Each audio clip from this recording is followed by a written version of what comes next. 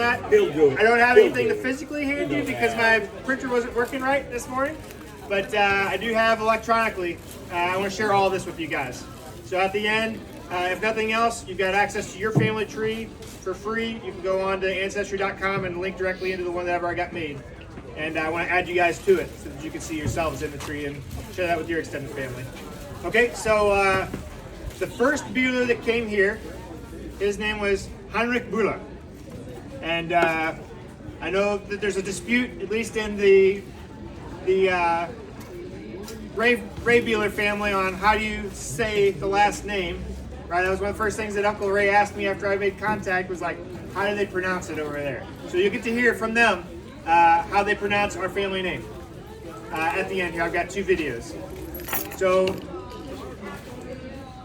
what I could find on the United States side was the 1900 census, a 1910 census, a 1920 census, and a will for Heinrich Buehler, who died in 1926.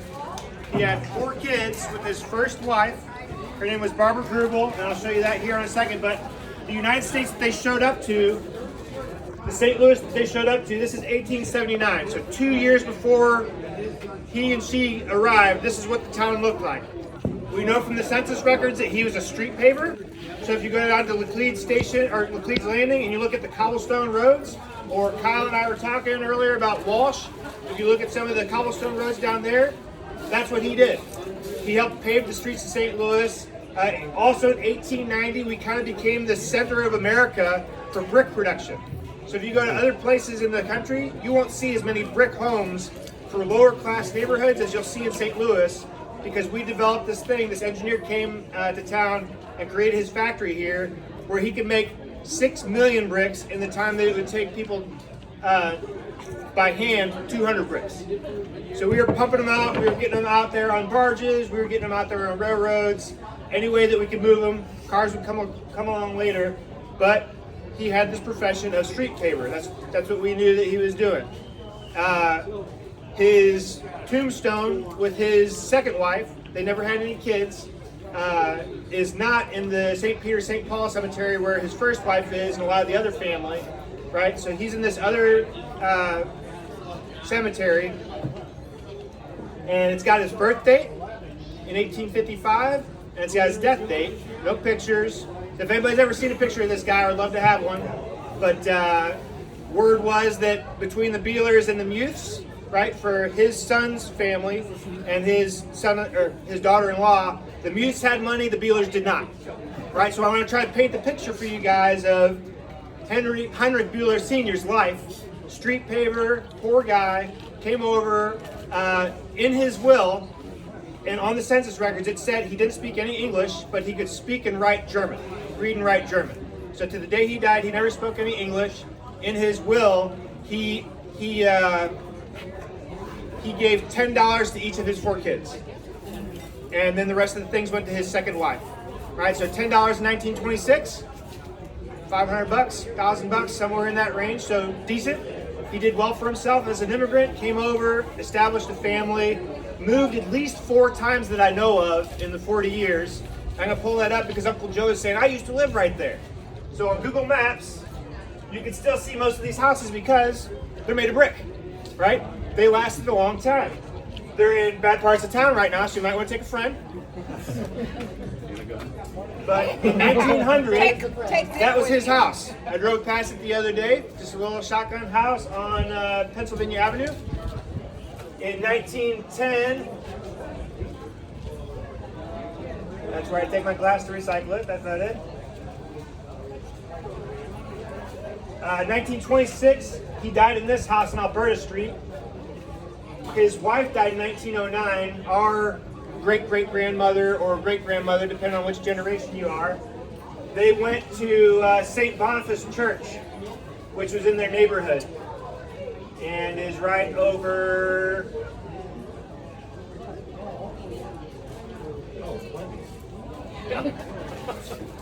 close by. Where is that? Has anybody ever seen it before? Keep going south. Keep going south? Right here? What's he looking for? St. Boniface? There it is. So St. Boniface Catholic Church, most of the people there were from the same hometown in Germany. Okay? A little ghetto. There's some pictures of it. Whoop. That's what it would look like from the outside. Now it's a theater. You can go there and watch a show Friday, Saturday, Sunday. But that's it. The stained glass is still the same stained glass. You can go inside, and a lot of the architecture is still the same. And they've got different memorials to the people that helped build it and the families that raised that church. Okay, so back to Henry. You can find the different houses, they're still there. You can see them. But where the heck is this guy from? The census records, the closest you can get, a lot of them would say Germany, all kinds of Germans in South St. Louis, Carondelet area. But then on a couple of them, he wrote Hesse, which is one of the 16 states of modern day Germany. A lot closer. I lived 2 states away from there, about an hour and a half drive. 3 years ago, we moved to Germany. And I was like, if we're gonna do this, this is the time to figure it out, right? So I started reading all of our stuff that we had on file with our family history that a lot of maybe your parents, grandparents handed down to me. And I actually got one from the Muth family that said that John Muth came over from Dieburg, Germany with his future daughter's father-in-law, Heinrich Buehler, and his wife, Barbara. So not in our own Buehler family history, but in the Muth family history, it recorded the town within the state that we get to. So Dieburg, for context, this is Germany. Frankfurt's right up here. The Rhine River is where Germans go for vacation.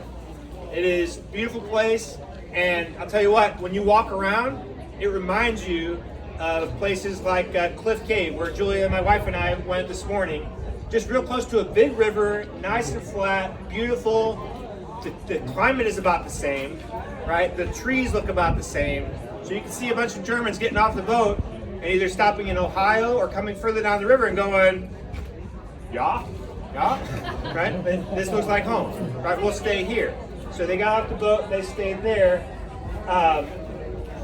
So Dieburg, picture like a county. It's really the size of a county in Missouri.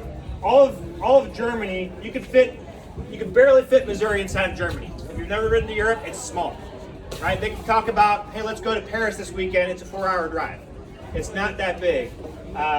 So within Germany, their states are more like our counties.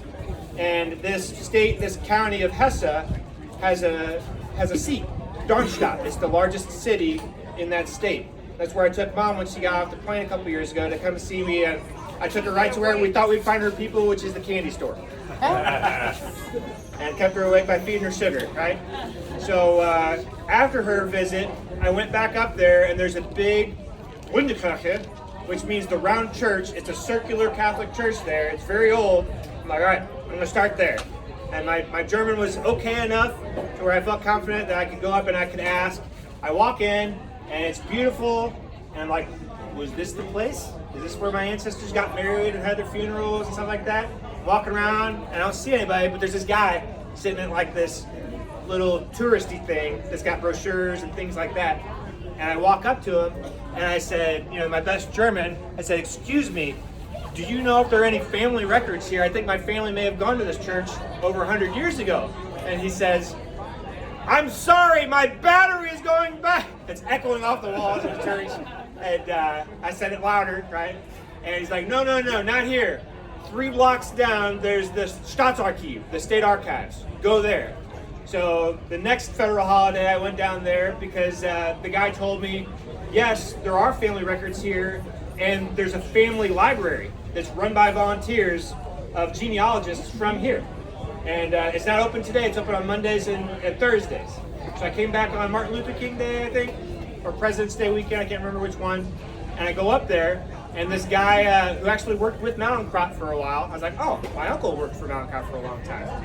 He's the president of the Genealogical Society. I explained things to him, and he goes right over to the shelf, and he pulls this book off. He says, you'll want this one. It's this thick.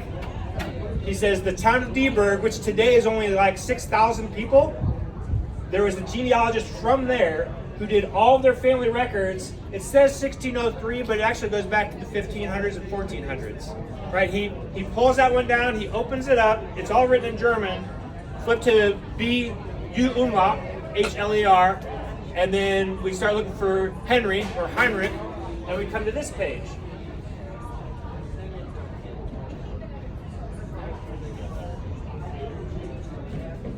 I don't know if you can see it very well, but we're scanning, and we see, oh, Heinrich Buehler, July 28th, 1855, that's his birthday.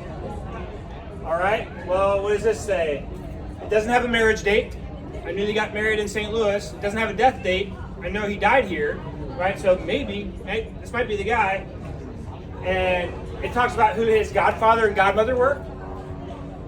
It talks about his brothers and sisters and his mom and dad, and then his mom and dad have a code that takes you to their family and their brothers and sisters on both sides. I'm like, I'm not for sure, like it's pretty good. I've got this thing that says they came from Dieburg at home. This is the same birthday, pretty close name, Heinrich Buehler and Henry Buehler. And then I look, and his dad, one of the neat things that the Germans did with their genealogy, everybody has their occupation listed. His dad and all three of his brothers. Fliestermeister, which means street paver. So I was like, that's him. That's him, right? And so I start writing all this stuff down, and then I start going backwards. I stayed there from 8 in the morning till 5 in the afternoon. I called my wife and was like, so remember how I said I was coming home at lunch? I'm not coming home at lunch. But I might be home by dinner, right? And it got to be laborious by the end. I was taking so many pictures, tracing all of these roots back, and trying to type them into my computer, and like, no, I just got to start taking pictures, right? So I got all the pictures, I started loading it in, and then I started getting curious. I'm like, okay, I know they're from Dieburg. So then I started looking on Facebook. Dieburg's not that big. And I looked on Facebook, I looked online, there's a Buehler's lock and security smith, and I sent them an email to their org box, nothing. And then there's a Sabina Buehler on Facebook with the Dieburg, Remember Old Dieburg was the name of the site in German on Facebook. And I was like, hey, I'm a guy in the military with the United States over here in Germany. This is what I know about my family. Did you know anything about your family? Right? Like this long? Can you help me out? Are we related? Maybe. And she responds in German. She says, oh, that's great. I don't really know anything about my family history. I always wanted to, though. Good luck. I'm like, dang it. 4 days later, because I sent her our family tree and stuff, she said, we're related. I reached out to my brother and compared family trees, and not only are we related, they are the closest possible living relatives that we could have. Because my great-great-grandfather, Heinrich Buehler, his brother, Andreas, is her great-great-grandfather. So, real quick, before I lose everybody's attention, I'm going to show you a video from Sabina to you guys. I told her that we're going to meet today. Her brother has one daughter. Her dad was an only child. They are the last Buehlers in Dieburg. So got lucky with my timing, right? But they wanted to reach out to you guys and say hello. So let me get the speaker hooked up. Sorry, I forgot to do that part. Intermission. Let's all go to the lobby. Let's all go to the lobby. It used to be on movie theaters when they have it in the movie. Used to play more than one movie than you out there with that. Never mind. And she's old. She's 40. I was thinking he was like 28.